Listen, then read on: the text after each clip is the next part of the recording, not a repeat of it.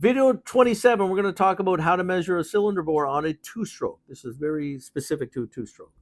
Typically, what you're going to do is you're going to measure your front and back thrust sides. So you're going to measure approximately 5 or 6 minimum millimeters down because your top of your ring stops here. So you're not measuring up there. You need to measure, let's say, half a centimeter down.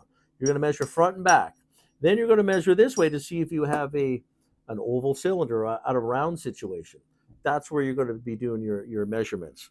Now, on a two-stroke, the only thing that's super important for reliability and performance is all the material from on the top of the exhaust port till 5 millimeters down. So this area, which is very small and all around, that has to be perfect. There can be no marks.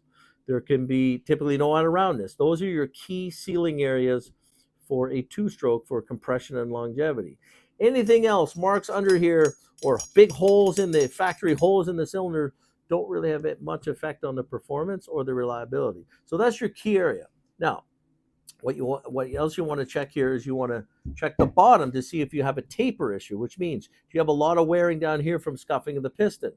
So you want to make sure that the taper is in reasonable limits.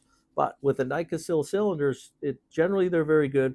We have a CNC diamond hone that we can actually straighten the taper, straighten out the any oval cylinders, and cut the NicaSil. We have the diamond tooling to do it, which will make it perfect.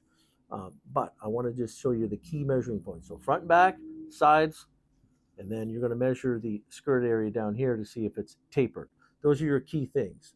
And there's specs on every manual or in your handbook, and they'll tell you what the specs are for that. And now you know how to measure. Thank you.